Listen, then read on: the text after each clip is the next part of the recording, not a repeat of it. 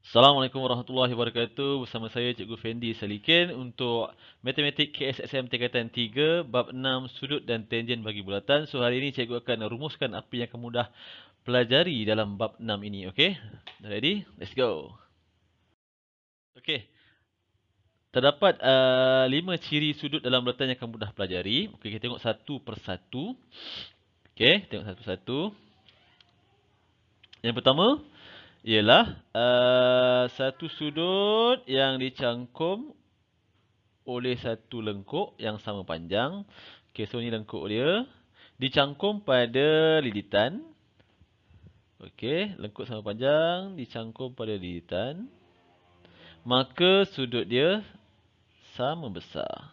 Okey, kalau dekat sini Y, maka sini pun Y. Syarat dia apa? Lengkuk dia mesti sama panjang. Dan bucu tu menyentuh lilitan. Okey, kalau dekat sini satu, pergi ke sini lengkuk sama panjang, maka dia sama besar. Okey, itu yang pertama. Yang kedua, sama juga tapi bentuk je lain. Okey, contoh begini menyentuh lilitan. Lengkuk dia yang ini. Okey, kemudian ada satu lagi kat sini. Contoh, lengkuk dia yang ini dan lengkuk itu sama panjang. Kedua-duanya menyentuh lilitan, maka sudut dia adalah sama besar. Okey? Contoh kalau kat sini panjang dia X, ini pun panjang dia X. Tetapi sekiranya di sini panjangnya 2X, maka kat sini sudut dia pun 2 kali ganda iaitu 2Y. Okey. Itu yang kedua. Yang ketiga sebenarnya sama juga, cuma kali ini ia adalah sudut pada pusat. Okey. Dicangkum oleh lengkuk yang sama panjang. Okey. Dicangkum pada pusat pula. Tadi dicangkum pada lilitan kan? Okey, sama panjang. Sama panjang. Maka sudutnya sama besar. Kalau sini Y, sini pun Y. Katalah panjang sini X, panjang dia X. Okey, sepanjang lengkuk sama panjang. Kedua-dua sudut dicangkum pada pusat, maka sama besar.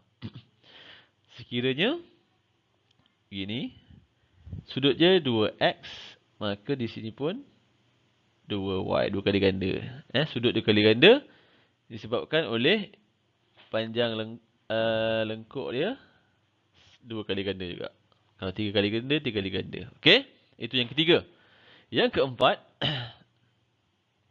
satu sudut pada pusat. Pusat.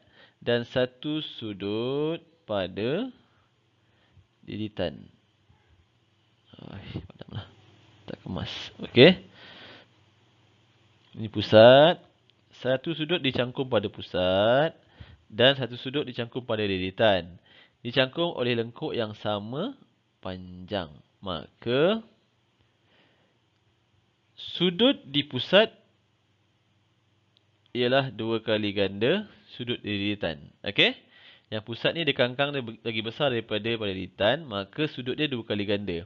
Kalau pada pusat pada lilitan ni 10, pada pusat 20. Okey? Boleh Okey, itu ciri yang keempat. Dan akhir sekali pun melibatkan pusat. Okey, satu diameter, kemudian menyentuh lilitan, maka sudut di sini 90 darjah. Syarat dia mesti satu garis ni ialah diameter dia, kemudian satu bucu tu menyentuh lilitan, maka sudut di sini mesti 90 darjah. Okey. Semua ciri ni kamu perlu tahu dan perlu hafal untuk kamu aplikasikan untuk menjawab soalan berkaitan sudut dalam bulatan. Okey? Alright. Kita tengok yang berikutnya. Okey, seterusnya sisi 4 kitaran. Okey, sisi 4 kitaran syarat dia mesti dah sisi 4. Ada 4 sisi dan keempat-empat bucu menyentuh lilitan. Contoh di sini begini. Satu sisi, dua sisi, tiga sisi, 4 sisi. So, nama pun sisi 4 mesti ada 4 sisi. Dan keempat-empat bucu, katalah bucu A, bucu B, bucu C dan bucu D. Keempat-empat bucu itu mesti menyentuh lilitan. Maka dia dipanggil sebagai sisi 4 kitaran. So, sifat dia, sudut yang bertentangan, ni sudut bertentangan, jumlah dia ialah 180 darjah. Okey, contoh dekat sini 100. So, baki dia kat sini mesti 80. Okey, jelas Okey, contoh. Kalau kat sini 60, maka di sini berapa? 180 tolak 60, kita akan dapat 120 darjah. Sebab dia apa? Sudut yang bertentangan. Okey, jelas So, begini. Kita generalizekan dia. Kalau sini Y, sini X, maka Y tambah X mesti 180 darjah. Sekiranya dia sisi 4 kitaran. Syarat dia apa? Dia mesti 4 sisi, semua bucu sentuh lilitan. Maka dia sisi 4 kitaran dan kita boleh gunakan konsep ni. Dua sudut bertentangan, jumlah dia ialah 180 darjah. Okey, itu sisi 4 kitaran. Okey, tengok yang seterusnya.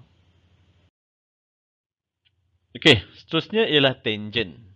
Tangent ni ialah satu garis lurus yang menyentuh bulatan pada satu titik sahaja. Okey, kita tengok Ini satu garis lurus sentuh bulatan pada satu titik sahaja. Kalau lebih dari satu titik ataupun tak kena satu titik pun, dia bukan tangent. Okey, syarat dia apa? Mesti garis lurus menyentuh bulatan pada satu titik sahaja. Maka titik ini dipanggil titik ketangenan. Dan garis ini dipanggil sebagai tangent. Okey? Jelas okey, dia mesti garis lurus. Anggaplah garis itu lurus sebab cikgu tak ada pembaris. So, apabila dia melibatkan tangent, maka titik ketangenan titik ketangenan ke pusat, maka sudut di sini mesti 90 darjah ataupun sudut tegak. Sama juga kat sini. Jelas Contoh lain Satu tangent, ini titik ketangenan, dia pergi ke pusat, maka sudut dia mesti 90 darjah di situ. Okey, jelas Itu tangent. Okey, yang kedua kita tengok satu lagi, kita buat satu garis tangent. Okey, anggap sajalah ini sini titik ketangenan dia. Okey. Kemudian dalam tu ada segitiga begini. 1 2 3. Okey. Maka di sini ada sudut. Katalah sini sudut Y. Maka sudut yang di dalam ini sama dengan ni, Y juga. Okey. Yang ini pula katalah P, maka dia sama dengan yang sini, P. Okey. Alright. So, yang ini ialah apa? 180 tolak P tolak Y akan dapat yang ini. Okey, jelas. Ataupun kamu boleh gunakan sudut dalam segitiga 180 kan. Pun boleh juga. Okey. Alright. Kita tengok sifat tangent yang berikutnya. Okey, seterusnya dia melibatkan, kalau jumpa gambar rajah macam ni, dia melibatkan dua tangent. Okey. Sebab apa? Dia ada dua titik ketangenan kat situ. Contoh kat sini Titik A ialah titik ketangenan, titik B ialah titik ketangenan. Yang ini O ialah pusat bulatan. Kita labelkan sebagai C. Maka sekiranya dapat begini, di titik ketangenan ini sudut dia 90 darjah. Yang ini pun 90 darjah. Yang ini ialah jari. Okey? Maka panjang dia O ke B dan O ke A sama. Katalah kat sini 3, maka kat sini pun akan dapat 3. Contoh contoh. Okey. Kemudian A ke C, panjang dia sama dengan B ke C. Jadi dia akan sama panjang. Katalah kat sini 4, kat sini pun 4. Okey? kat situ. Dan sudut di sini, katalah sudut Y akan sama dengan sudut yang ni. Ini pun Y juga. Nampak? Dia berpasang macam tu Dan sudut yang di sini pun akan sama antara dua ni. Katalah sini P, sini pun akan dapat P. Okey? Yang tak sama panjang OC ni, biasanya soalan akan tanya begitu. Bila dia suruh cari panjang OC, kamu perlu keluarkan segitiga tu. Okey? 3, 4. Dan kamu boleh dapat yang ini dengan menggunakan apa? Teorem Pythagoras. Okey? Kalau dia tanya panjang OC lah, ataupun sebaliknya dia tanya panjang BC ke apa, boleh gunakan teorem Pythagoras. Okey? Kalau nak cari sudut, kamu boleh gunakan nisbah trigonometri. Nisbah trigonometri. Kalau dia nak sudut. Kalau dia cari panjang, gunakan teorem Pythagoras. Kalau sudut, gunakan nisbah trigonometri. Sebab dia melibatkan sudut segitiga bersudut tegak. Okey?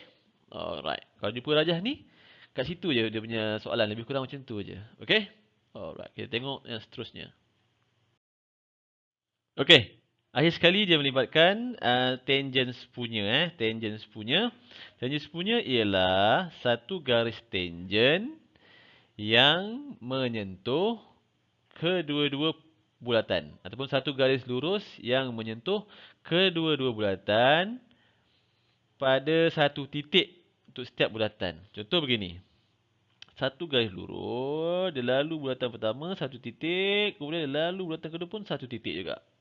Ini titik ketangenan, titik ketangenan. Maka garis ini ialah tangents punya. Kemudian ada satu lagi kat sini, satu garis lurus, lalu sini, lalu sini. Dia lalu satu titik di bulatan pertama dan satu titik di bulatan kedua.